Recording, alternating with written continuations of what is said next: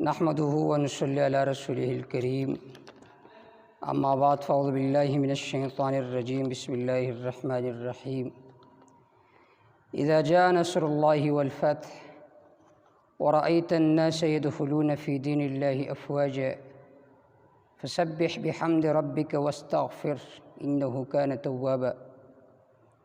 عزیز دوستو، آج کے دن کے وساطت سے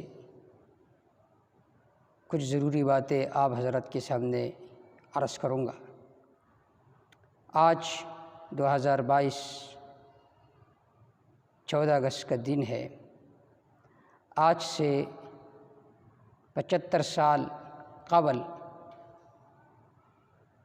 اللہ تعالیٰ نے پاکستانیوں پر ایک عظیم احسان فرمایا تھا کہ اللہ تعالیٰ نے ہمیں ایک الگ ملک عطا فرمایا تھا اور ہمیں آزادی کی نعمت سے اللہ تعالیٰ نے نوازا تھا۔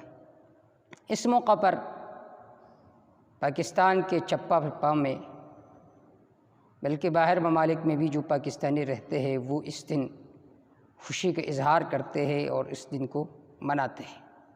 کیوں؟ اللہ تعالیٰ نے اس دن ہم پر ایک عظیم احسان فرمایا تھا، ہمیں آزادی کی نعمت سے نوازا تھا۔ اور آزادی ایک ایسا جنگ ہے کہ جس کے لیے اللہ رب العزت نے انبیاء علیہ السلام کو مبعوث فرمایا تھا۔ حضرت موسیٰ علیہ السلام نے اپنی قوم کو توحید کی دعوت بعد میں تھی، سب سے پہلے کیا فرمایا؟ ادّو الی عباد اللہ، اللہ کے بندوں کو میرے حوالہ کرو۔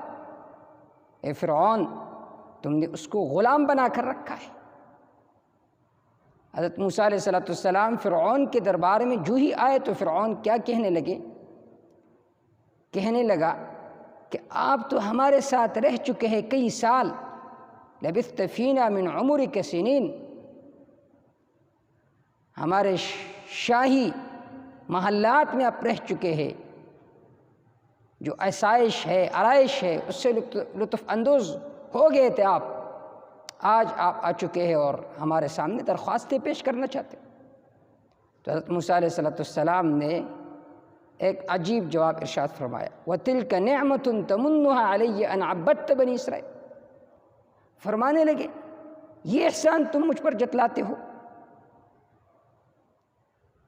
یہ تو کوئی آزادی نہیں تھی، شاہی محلات میں رہ چکا ہوں، ظاہر بات ہے جو شاہی پروٹوکول ہے وہ بھی مجھے حاصل تھا، لیکن آزادی شاہی محلات میں رہنے کا نام نہیں ہے، آزادی شاہی کانوں کا نام نہیں ہے، آزادی ایک حریت ہے کہ مسلمانوں کو ایک آزادانہ طور پر اسلام کے شعائر پر، اسلام کے احکام پر عمل کرنے کی اجازت ہو اور وہ آزادانہ طور پر اسلام کے احکام پر عمل کرے، یہ ہے آزادی۔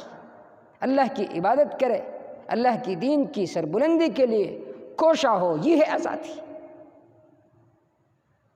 تو اللہ رب العزت نے ہم پر بھی یہ احسان فرمایا کہ ہمیں آج سے 75 سال قبل اس نعمت سے نوازا، آزادی کی نعمت سے۔ دیکھیے، آزادی اتنا عظیم نعمت ہے جس کا آپ اندازہ نہیں لگا سکتے۔ جو لوگ آج بھی غلامی کی زندگی بسر کر رہے، آپ ان سے پوچھیے، کشمیریوں سے پوچھیے، فلسطینیوں سے پوچھیے کہ وہ کس طرح کرب میں ہے، مصیبت میں ہے۔ تو اس خوشی میں مسلمان، خاص کر پاکستانی، سال میں جب بھی 14 اگست کا دن آتا ہے تو خوشی کا اظہار کرتے ہیں اور خوشی مناتے ہیں، کیونکہ اللہ نے ہم پر ایک نعمت یہ کیا کہ ہمیں آزادی کی نعمت سے نوازا، اور دوسری نعمت یہ کہ ہمیں ایک الگ ملک عطا فرمایا، ایک الگ ملک جس میں ہم آزادانہ طور پر دین کے شعائر پر، دین کے احکام پر عمل کر سکتے ہیں۔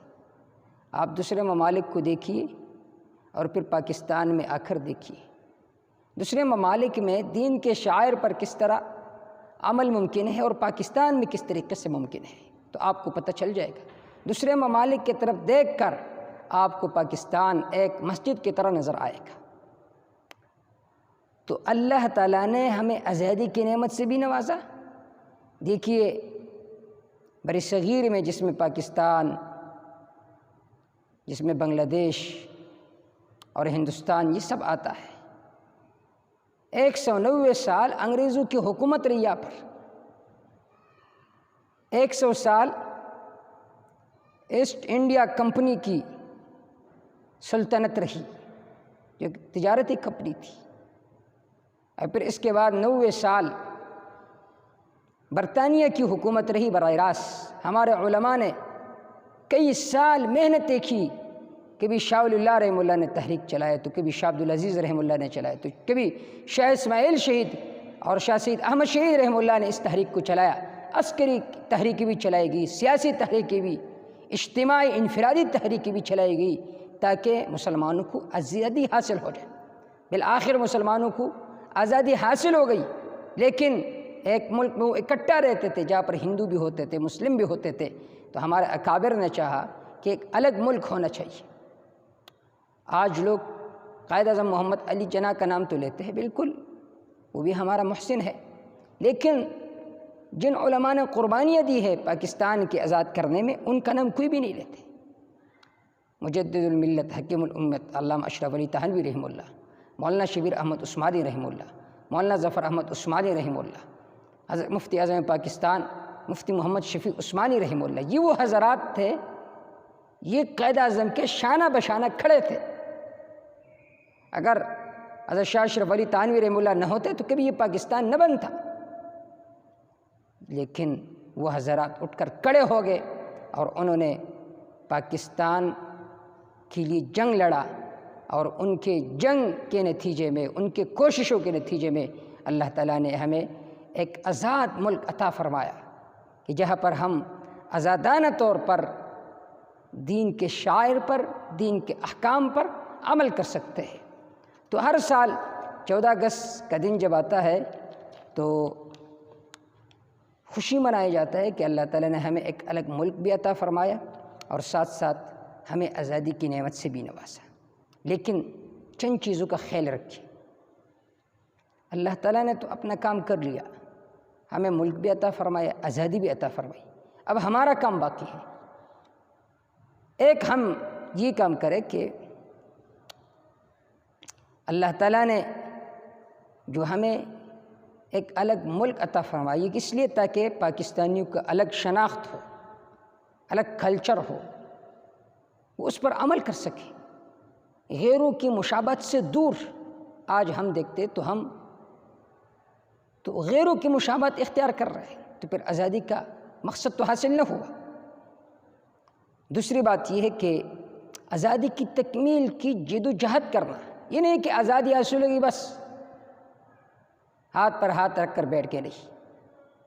پاکستان کے نقشے میں کشمیر بھی تھا، آج بھی وہ غلامی کی زندگی بسر کر رہی ہے، تو پھر تو آزادی کی تکمیل نہیں ہوئی۔ اور آخری بات، شکر ادا کرنا چاہیے، بطور شکر کے 2 رکعت نفل پڑھنا چاہیے کہ اللہ تعالیٰ آپ کا احسان ہے کہ آپ نے ہمیں ایک آزاد ملک عطا فرمایا۔ اور آخری بات، پاکستان جس مقصد کے لیے بنایا گیا تھا، پاکستان کا مطلب کیا؟ لا الہ الا اللہ۔ اس نظام کی تنفیذ ہونی چاہیے عملی طور پر، اس کے لیے کوششیں کرنی چاہیے، اس کے لیے جد و جہد کرنا چاہیے، اور دعائیں بھی کرنی چاہیے کہ اللہ تعالیٰ اس ملک خداداد پاکستان میں اسلامی نظام کا نفاذ فرمائے، اسلامی نظام کو قائم فرمائے، کہ قرآن و سنت کے قانون عملی طور پر نافذ ہو اور ہم اپنے آنکھوں سے اس کو دیکھیں۔ پاکستان زندہ باد، پاکستان فوج زندہ باد، پاکستان کی سرحدات کی اللہ حفاظت فرمائے۔ اللہ تعالیٰ پاکستان کے ملک کو اس طرح سرسبز و شاداب رکھے۔ اقول قولی ھذا استغفر اللہ لی ولکم۔